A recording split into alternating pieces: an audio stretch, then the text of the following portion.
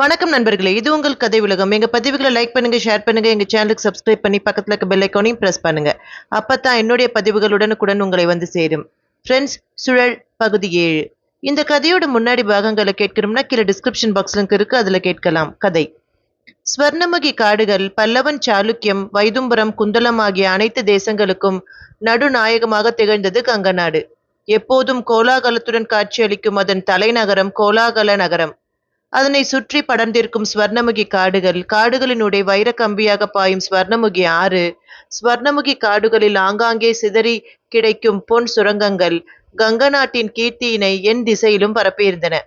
சிறிய நாடாக இருந்தாலும் கங்கத்தின் கீர்த்தி பெரிதுதான்.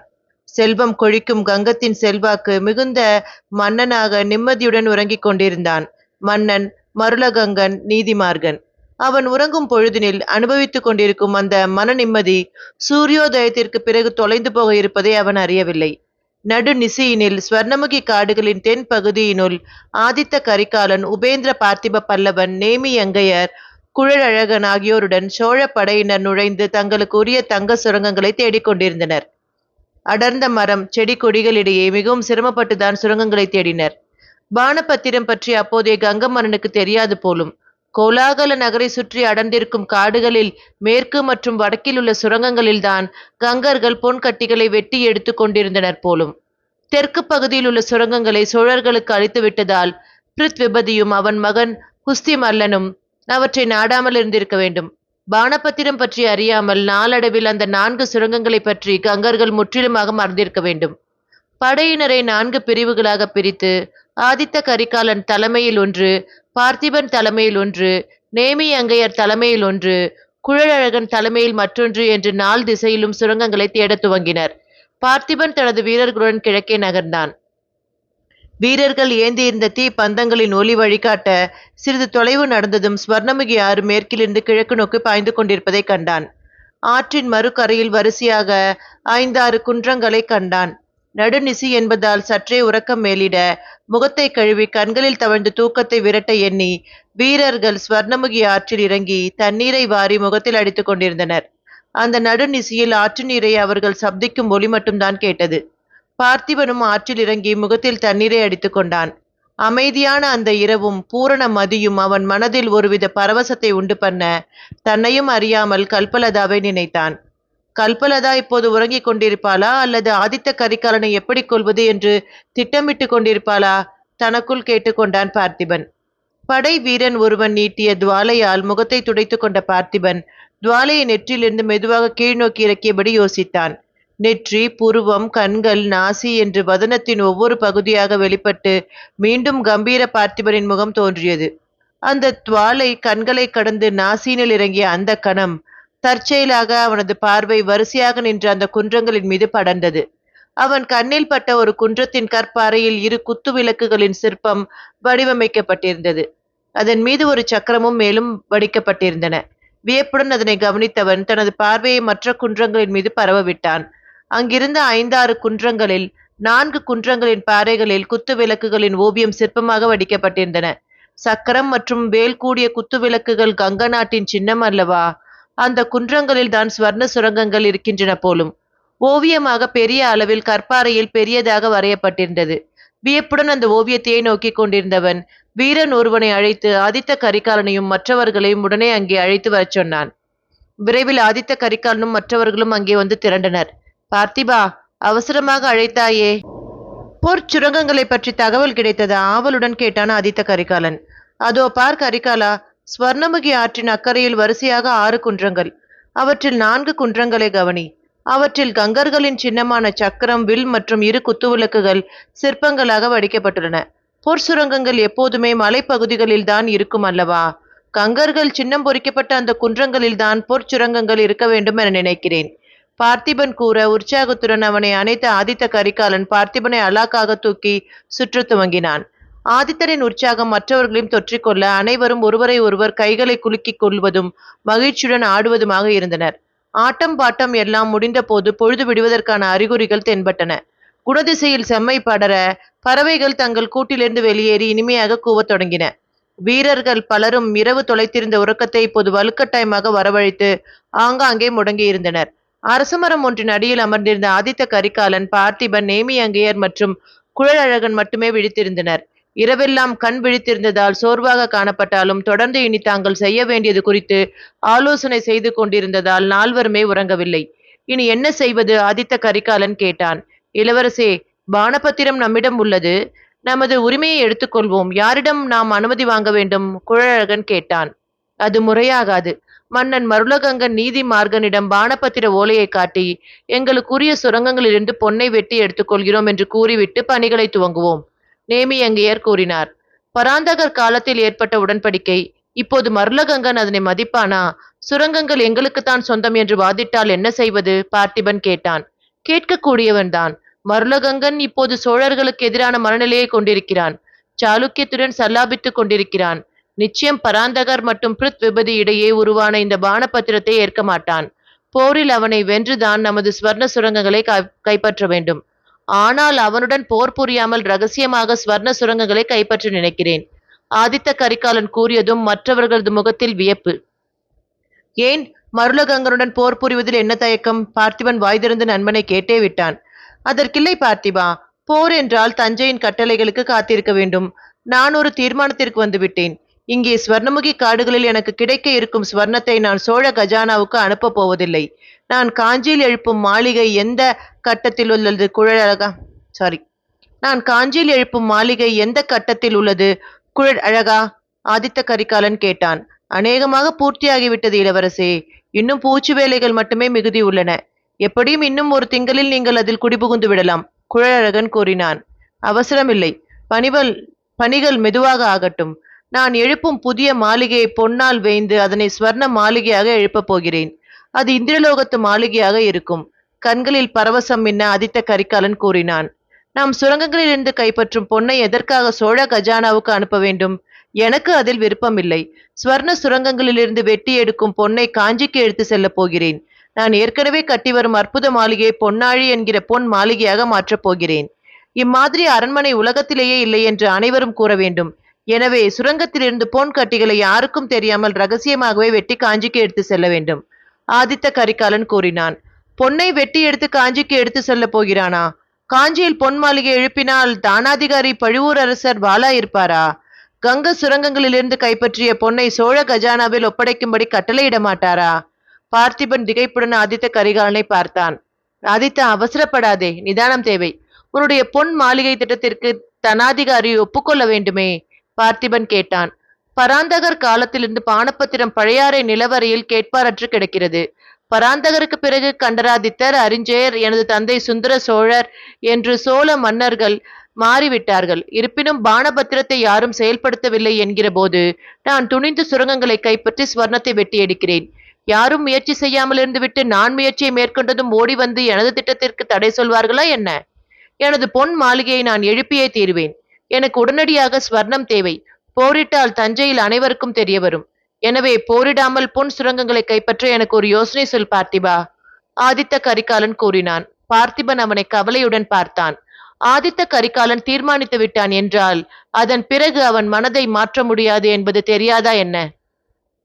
சற்றே ஓய்விடு ஆதித்தா. உறங்கி எழுந்தால் சிந்தனை தெளிவாகும். ஏதேனும் யோசனை தோன்றும். பார்த்திபன் ஆயாசத்துடன் கூறியபடி கண்களை மூட அவன் கூறுவதும் நியாயமே என்பது போன்று ஆதித்த கரிகாலனும் அந்த அரச மரத்தின் மீது சாய்ந்தபடி தனது கண்களை மூடினான். ஒருவன் ஒன்றை அடைய வேண்டும் என்று பிரயத்தனப்படும் போது பாக்கிய தேவதையானவள் தனது பணிப்பெண்ணான விதியை இன்னொருவன் மீது ஏவி விடுவாள் போலும்.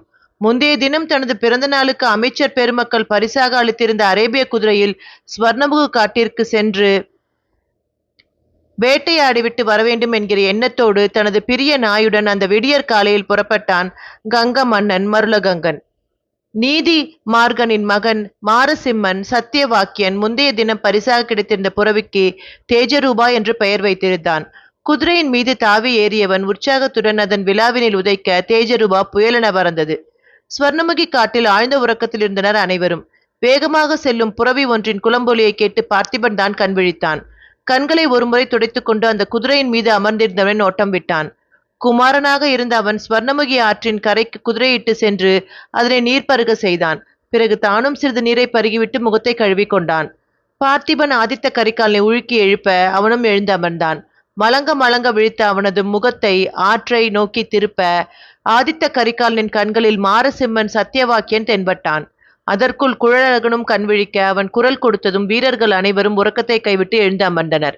குழலழகனின் குரல் மாரசிம்மனின் செவிகளில் கேட்டிருக்க வேண்டும். திகைத்து போய் திரும்பி நோக்கினான். படை வீரர்கள் அநேகம் பேர் அங்கே தங்கியிருப்பதை கண்டதும் அவன் முகம் மாறியது. தனது குதிரையின் மீது தாவி ஏறியவன் ஆதித்த கரிகாலனும் அவனது பரிவாரங்களும் தங்கியிருந்த இடத்தை நோக்கி வந்தான். யார் நீங்கள்? இந்த பகுதி எங்கள் கங்க நாட்டை சேர்ந்தது.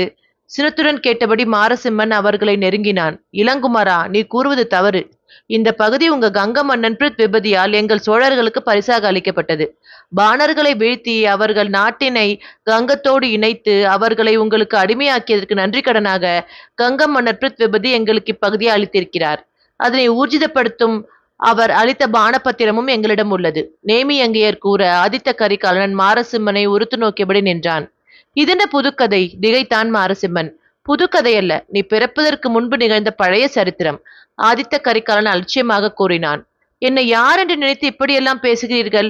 கங்க நாட்டின் மன்னன் மருளகங்கனின் மகன் மாரசிம்மன் நான். தந்தைக்கு தெரிந்தால் உங்களை சின்னாபின்னமாக்கி விடுவார். மாரசிம்மன் கூற ஆதித்தன் சிரித்தான். நீ மருளகங்கனின் மகன் என்பது உனது மருண்ட கண்களை பார்த்தாலே தெரிகிறது. சென்று உனது தந்தையிடம் சொல். சோழ பட்டத்து இளவரசன் ஆதித்த கரிகாலன் தனக்கு உரிய ஸ்வர்ண சுரங்கத்திலிருந்து பொன்னை வெட்டி எடுத்து செல்ல வந்திருக்கிறான் என்பதை சொல் போ. ஆதித்த கரிகாலன் கூற அப்போது பார்த்திபனுக்கு மின்னல் வெட்டியது போன்று சிந்தையில் ஒரு யோசனை பிறந்தது. முன்னேறி சென்று ஆதித்தனின் செவியில் எதையோ கிசுகிசுக்க ஆதித்தன் பிரமிப்புடன் அவனை நோக்கி திரும்பினான். ஆச்சரியத்தால் ஒரு வட்டமாக விரிந்திருந்த அவன் இதழ்கள் மெதுவாக ஒரு குறுநகையாக விரிந்து முடிவில் பெரும் புன்னகையாக மிளிர்ந்தது. பலே பல்லவா, உனது கூறிய அறிவுத்திறன் யாருக்கு வரும்? போரில்லாமல் ஸ்வர்ணத்தை கைப்பற்றுவதற்கு ஒரு சிறந்த வழியை காட்டிவிட்டாய்.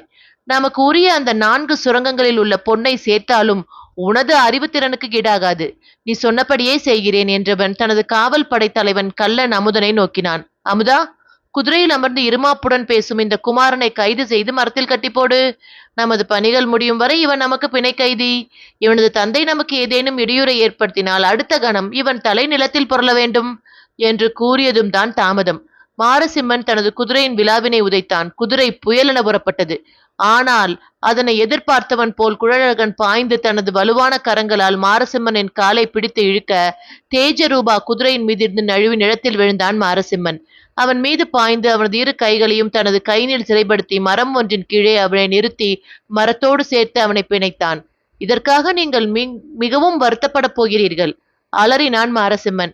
நாங்கள் ஏன் வருத்தப்பட போகிறோம்?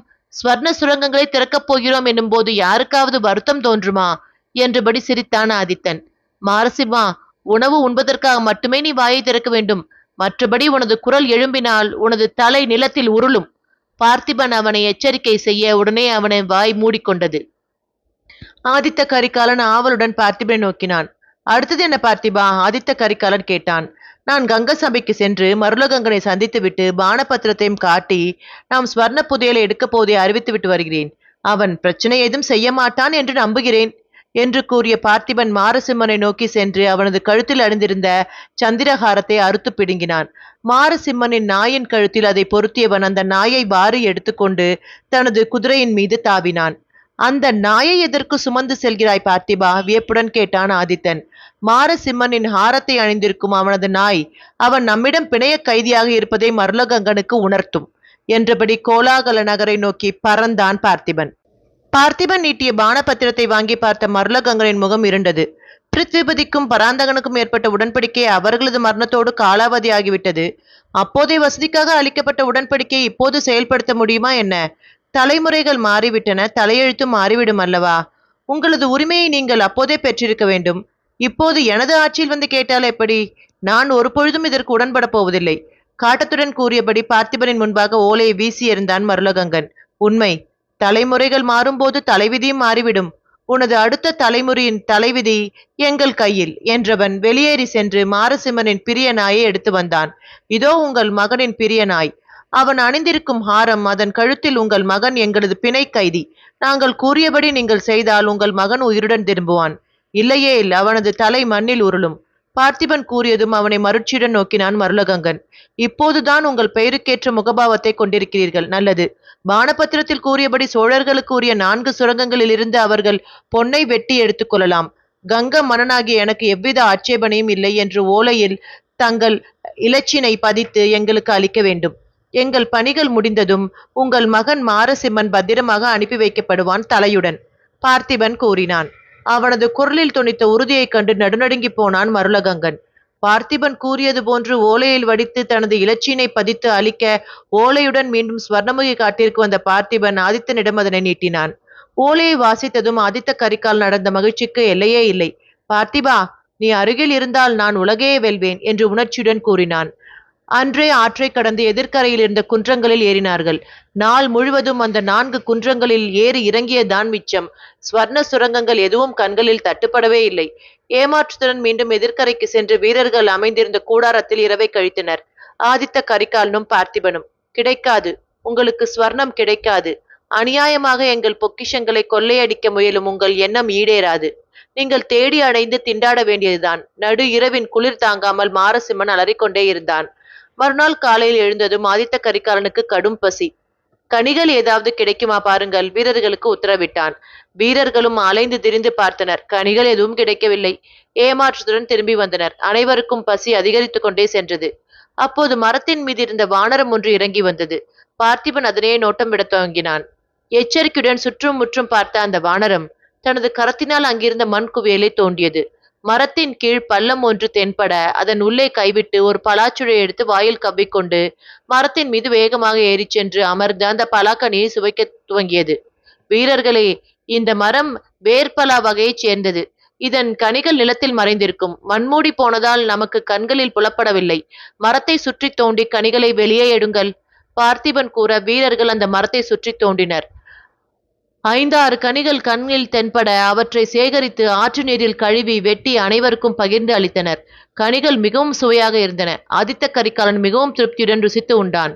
பார்த்திபா, கேட்டதை கொடுப்பவன் நீ. சிந்தைக்கு யோசனைகளையும் அளித்து சிந்தை பசியையும் தீர்க்கிறாய். வயிற்றுக்கு கனிகளையும் அளித்து பசி பிணியையும் தீர்க்கிறாய்.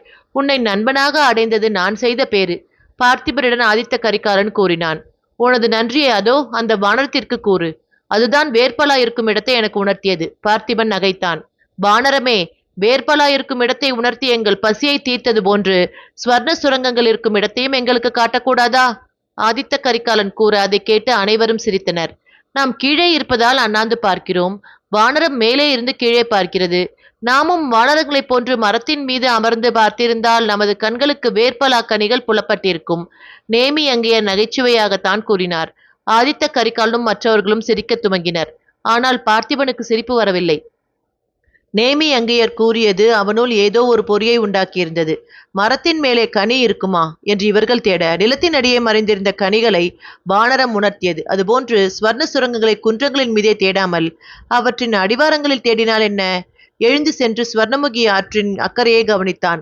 அங்கே வரிசையாக நின்ற 5-6 குன்றங்களின் அடிப்பகுதிகளும் ஆற்றில் மூழ்கி இருந்தன. மரத்தின் அடியில் வேர்பலா சிக்கியது போன்று ஸ்வர்ண சுரங்கங்கள் ஆற்றின் மூழ்கி இருக்கும் குன்றங்களின் அடிப்பகுதியில் இருக்குமா? ஆதித்தா! ஆற்றின் கரையில் நின்றபடி அழைத்ததும் சிரித்துக் கொண்டிருந்த ஆதித்த கரிகாலன் வியப்புடன் அவனை திரும்பி நோக்கினான். அனைவரும் இங்கே வாருங்கள். பார்த்திபன் பரபரப்புடன் கூற அனைவரும் ஓடி வந்து அவன் பின்பாக திரண்டனர். மரத்தின் அடியில் வேர்பலா கிடைத்தது போன்று குன்றத்தின் அடியில் ஸ்வர்ண சுரங்கங்கள் கிடைக்கக்கூடும். நாளை நாம் தேடி பார்ப்போம். பார்த்திபன் கூறியதும் ஆதித்த கரிகாலனின் கண்கள் ஆச்சரியத்தால் விரிந்தன. வலே பார்த்திபா, உனது ஐயம் நியாயம்தான். அங்கே சுரங்கங்கள் இருக்கக்கூடும். ஆற்று வெள்ளத்தால் சுரங்கங்கள் நீரின் அடியில் மறைந்திருக்கக்கூடும். நாளை சூரியோதயத்தில் தேடி பார்க்கலாம், ஆதித்தன் கூறினான். அனைவரும் அந்த அடவியில் ஆங்காங்கே படுத்து கொண்டனர். மேலே அடர்ந்திருந்த மரங்களின் ஊடே தென்பட்ட விண்மீன்களை நோட்டம் விட்டபடி கிடந்தனர் ஆதித்த கரிகாலனும் பார்த்திபனும். அந்த இரவின் அமைதியில் காட்டுப்பூச்சிகளின் முணுமுணுப்பை கேட்டுக்கொண்டிருந்தனர். அப்போது அவர்களது செவியில் திடீரென காற்றில் ஒலித்த மணியோசை கேட்டது. வியப்புடன் எழுந்து அமர்ந்தான் ஆதித்த கரிகாலன். அருகே ஆலயம் ஏதாவது இருக்கிறதா? சிறிது தொலைவில் தலக்காடு பாடலீஸ்வரர் என்கிற சிவாலயம் உள்ளது. அதன் கோயில் மணியோசைதான் கேட்கிறது, நேமி அங்கேயர் கூறினார். நானும் பார்த்திபனும் அங்கே சென்று தரிசித்து விட்டு வருகிறோம். எழுந்து கொண்டான் ஆதித்த கரிகாலன். இன்று சிவாலயங்களில் அபிஷேகம் நடைபெறும், நேமி அங்கேயர் கூறினார். இந்த நடுநிசியிலா? வியப்புடன் எழுந்து அமர்ந்தான் பார்த்திபன். விடியலில் நாரணன், பகலினில் பிரம்மன், மாலையில் துர்க்கை, இரவில் சிவன் என்றுதானே அந்தந்த தெய்வங்களுக்கு காலம் ஒதுக்கப்பட்டுள்ளது. சிவனை தொழும் நேரம்தான். வா போகலாம், ஆதித்த கரிகாலன் கூறினான். ஆலயம் திறந்திருக்குமா? ஐயத்தை எழுப்பினான் பார்த்திபன். திறந்திருக்காமலா ஆலயமணி ஒலிக்கிறது என்று ஆதித்தன் காவலர்களை நோக்கினான். ஆலயத்திற்கு செல்லும் வழி யாருக்கேனும் தெரியுமா? ஆதித்தன் கேட்க ஒரு குதிரை வீரன் கையை உயர்த்தினான். வா பார்த்திபா. அந்த குதிரை வீரனை தொடர்ந்து இருவரும் புறப்பட்டனர். ஆலயத்தில் அபிஷேகம் நடைபெற்றுக் கொண்டிருந்தது. இருவரும் பயபக்தியுடன் ஈசனை தொழுதனர். நாளை அன்னாபிஷேகம். எனவே நாள் தொடக்கத்தின் போது ஒரு அபிஷேகம் நடைபெறும். நாளை நடுநிசையில் மீண்டும் அபிஷேகம் செய்யப்படும். அர்ச்சகர் விளக்கினார். இருவருக்கும் பிரசாதங்களை வழங்கிய போது, நீங்கள் தேடும் அனைத்தும் உங்களுக்கு விரைவில் கிட்டும் என்று ஆசீர்வாதம் செய்தார் அர்ச்சகர். ஆலய தரிசனம் முடிந்து வரும் போது ஆதித்த கரிகாலன் வியப்புடன் கூறினான். என்ன ஆச்சரியம்! நான் சுவர்ண சுரங்கங்கள் கிட்ட வேண்டும் என்று வேண்டிக் கொண்டிருந்த போது நீங்கள் தேடுவது கிடைக்கட்டும் என்று அந்த அர்ச்சகர் ஆர்சி கூறினார். மனதுக்கு நிறைவாக இருந்தது. நீ என்ன வேண்டிக் கொண்டிருந்தாய் பார்த்திபா? ஆதித்த கரிகாலன் கேட்டான். அந்த தருணத்தில் ஈசனே, அத்திமலையான் மீண்டும் தனது ஆலயத்திற்கு திரும்ப வேண்டும் என்று வேண்டிக் கொண்டிருந்தான் பார்த்திபன். நானும் ஸ்வர்ணம் கிடைக்க வேண்டும் என்றுதானே வேண்டிக் கொண்டிருந்தேன் என்று கூறி சமாளித்தான் பார்த்திபன். மீண்டும் தாங்கள் தங்கியிருந்த ஸ்வர்ணமுகி ஆற்றின் கரைக்கு சென்றபோது நேமியங்கேர் வீழ்த்திருந்தார். தரிசனம் ஆனதா இளவரசே? நேமியங்கேர் கேட்டார். ஆஹா, அற்புதமான தரிசனம். இன்று அன்னாபிஷேகம் என்பதால் நள்ளிரவு அபிஷேகம் நடந்தது. அதை கண்குளிர தரிசித்தோம் என்றபடி பிரசாதங்களை அவருக்கும் வழங்கிவிட்டு நண்பர்கள் இருவரும் படுத்துக்கொண்டார்கள். அப்படியே உறங்கியும் போனார்கள். மறுநாள் சூரியன் உதித்ததும் சுரங்கங்களை தேடும் படலம் துவங்கியது. ஆழ்நீச்சல் கற்றிருந்த வீரர்கள் ஸ்வர்ணமுகி ஆற்றின் அடியே நீந்தி சென்றனர். ஏராளமான பாறைகள் நீரின் அடியில் மூழ்கியிருந்தன. இரட்டை குத்து விளக்குகள் வடிக்கப்பட்டிருந்த 4 குன்றங்கள் அடியில் அவர்கள் தேடத் துவங்கினர். பிரம்மாண்டமான பாறை ஒன்றை வீரர்கள் அனைவரும் போராடி தள்ள குன்றத்தின் உள்ளே சுரங்கம் தென்பட்டது. சிறிது தொலைவு சுரங்கத்தில் இருந்த நீர் நீந்திச் சென்றதும் சுரங்கத்தின் பாதை உயரத் தொடங்கியது. சுருந்து ஒன்றை கொளுத்தி அந்த பாதையில் ஆதித்தனும் பார்த்திபனும் மற்றவர்களும் நடக்க ஒரு குறிப்பிட்ட இடத்தில் சுளுந்தின் ஒளியில் பொற்படிமங்கள் இருபுறமும்